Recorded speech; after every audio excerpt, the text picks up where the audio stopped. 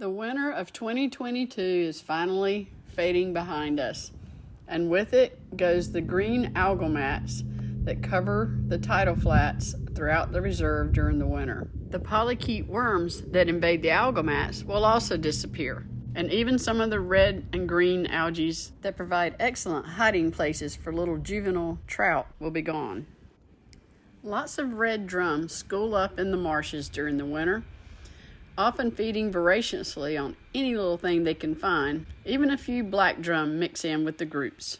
A brief ice storm coated the reserve for a few hours this winter, adding lots of highlights and details to the marsh grasses and other organisms living here.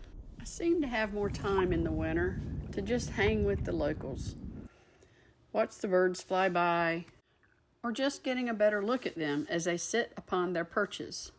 Oftentimes, they seem to just be hanging out enjoying the day and absorbing a little solar radiation on a cold winter's day.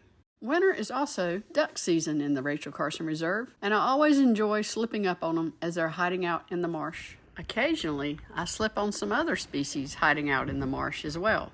The locals continue to take winter in stride as they cross various channels between the islands of the reserve. They seem to enjoy the slower-paced life that comes with the winter, almost as if they're having their own little season of dormancy. Calm winter days give me more time to get out on the ocean and watch the clouds as they drift upon the surface, as well as the dolphins as they swim about looking for bait balls in order to devour. In addition to the bottlenose dolphin, it's often common to get into a school of false albacore, feeding like a frenzy on the ocean surface. Our winter season is also filled with many visitors, including northern gannets that like to feed offshore, 30T, our Canadian white egret that comes every year, and the sandhill cranes that come down and winter over in the Rachel Carson Reserve. Eventually, the marsh begins to green up, and the late winter clouds start to give rise to the early season of thunderheads, with a few rainbows scattered here and there. More visitors arrive in late winter as they start their journey back north during spring migration.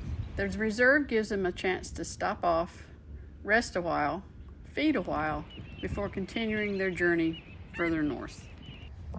I'll leave you with this bluebird's song of spring, as well as with a little glimpse of this beautiful place in which we live from my boat.